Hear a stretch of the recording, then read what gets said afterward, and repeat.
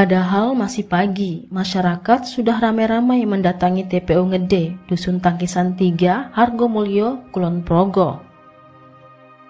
Mereka ingin melihat pembongkaran makam almarhum Ngatiman alias Proyo. Almarhum Proyo meninggal sekitar tanggal 4 Mei.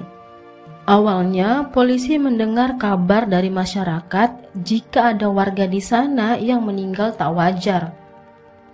Menurut cerita yang polisi dengar, ada beberapa luka lebam dan luka robek di bagian tubuh mayat saat dimandikan. Polisi pun mendatangi warga sekitar untuk mengumpulkan informasi. Bahkan kakak almarhum sendiri yang bernama Supandi sempat merasa curiga saat melihat mayat Proyo. Kala itu Supandi sendirilah yang memandikan adiknya itu. Saat wawancara dengan wartawan, Supandi pun menceritakan isi hatinya. Dalam hati kecil saya itu ada pertanyaan ya, masa orang jatuh dari jalan jidatnya sobek 2 cm, terus ada parut-parut seperti orang jatuh dari pohon, terus ada bulatan luka lebam di sekitarannya 8 cm.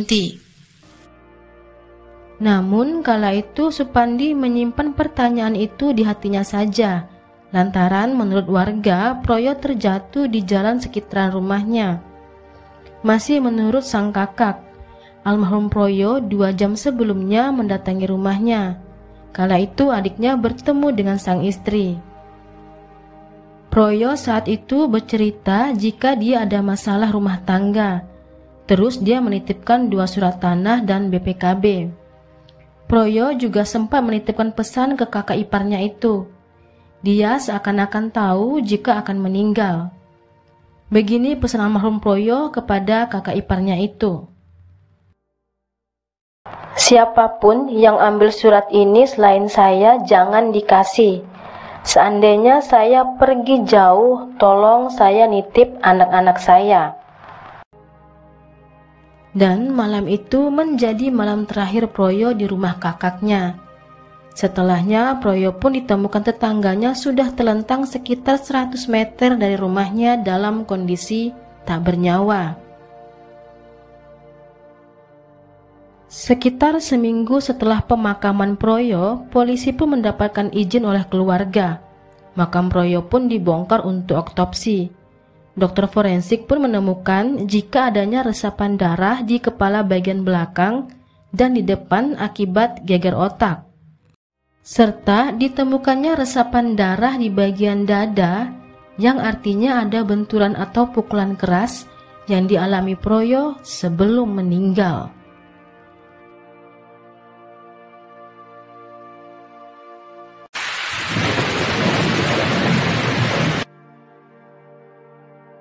Sekitaran 3 bulan yang lalu, istri Proyo, Tri Setianingsih, pergi ke tempat hajatan tetangga. Saat di sana, Ningsih bertemu dengan Slamet. Mereka pun bertegur sapa. Ternyata beberapa tahun yang lalu sebelum menikah, Ningsih adalah kekasih dari Slamet.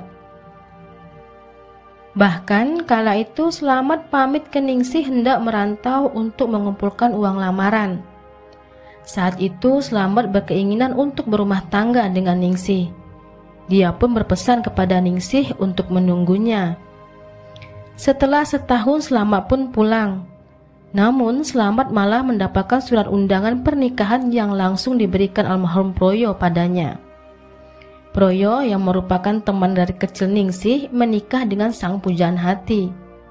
Meskipun kala itu Slamet mengikhlaskannya, namun ternyata hingga saat ini Slamet masih menyimpan rasa cintanya pada Ningsih.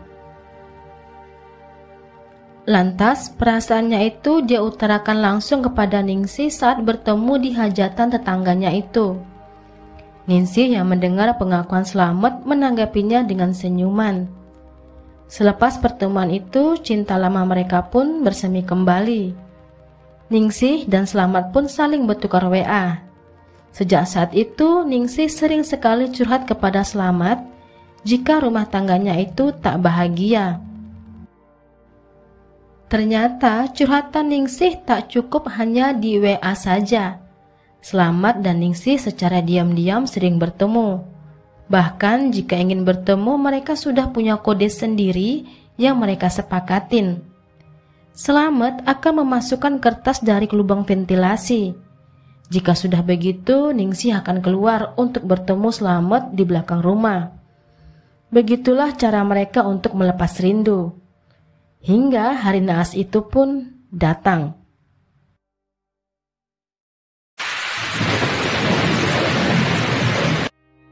Di suatu sore tanggal 4 Mei, Ningsih dan Slamet bertukar pesan. Namun baru beberapa pesan suami Ningsih pun pulang. Chat mereka pun terhenti. Sore itu Proyo dan Ningsih bertengkar. Proyo kemudian pergi keluar rumah. Dia membawa 2 surat tanah dan BPKB. Proyo saat itu pergi ke rumah kakaknya Supandi. Sementara itu Ningsih di rumah melanjutkan chatnya dengan Slamet. Mendengar Proyo tak di rumah, sekitar pukul 8 malam, Slamet pun mendatangi rumah Proyo untuk bertemu Ningsih. Selanjutnya di belakang rumah, Ningsih dan Proyo bertingkah layaknya pasangan mabuk asmara. Namun tak lama berselang ternyata Proyo pulang. Dia memergoki istrinya mesum dengan Slamet di belakang rumah. Proyo pun langsung emosi. Dia pun berteriak, "Jangan lari, jangan lari!" Teriak Proyo ke arah Slamet dan Ningsih. Namun baik Slamet dan Ningsih sempat kabur. Akhirnya Proyo berhasil menangkap Slamet. Proyo kemudian menarik kerah Slamet. Sementara itu tangannya yang satu menyenter wajah Slamet. Slamet pun melawan. Dia menepis senter dan kemudian kabur lagi. Ningsih sendiri hanya melihat suami dan selingkuhannya itu kejar-kejaran dan cekcok mulut hingga hilang dari penglihatannya. Terus kemudian ia pun masuk ke dalam rumah. Sementara itu saat kejar-kejaran, Slamet menghantamkan kepala Proyo ke pohon kelapa di belakang rumah. Proyo sempat terhuyung-huyung, lalu jatuh ke tanah yang berbatuan. Lantas Slamet memukul perut Proyo, kemudian dia pun kabur.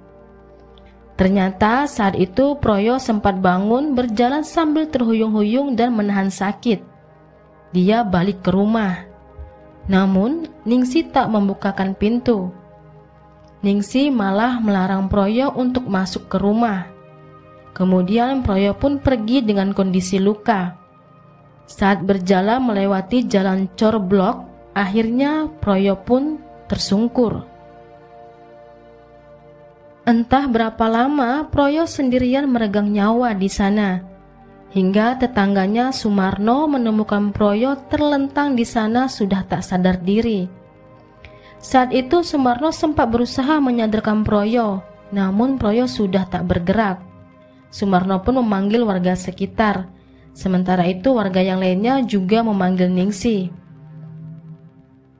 Untuk memastikan kondisi Proyo, seorang warga yang merupakan pensiunan rumah sakit disuruh memeriksa. Dan Proyo pun dinyatakan meninggal.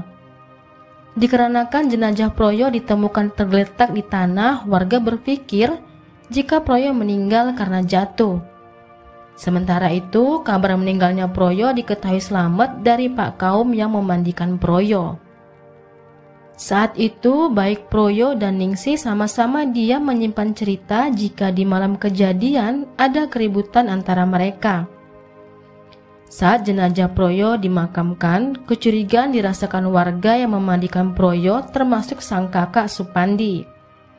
Kondisi mayat Proyo menjadi buah bibir tetangga, hingga desas-desusnya sampai terdengar ke Polsek Kulon Progo. Polisi pun melakukan penyidikan. Ningsih yang merupakan istri Proyo menjadi orang pertama yang ditanya. Apa yang terjadi sebenarnya pada malam itu? Berdasarkan cerita Ningsih, Slamet pun ditangkap. Dia mengakui jika dia sempat cekcok mulut dengan Proyo pada malam itu, bahkan sampai terjadi perkelahian. Namun Slamet tak berniat membunuh Proyo. Meskipun begitu, polisi pun menetapkan Slamet sebagai tersangka. Sementara itu Ningsih hanya dijadikan saksi saja.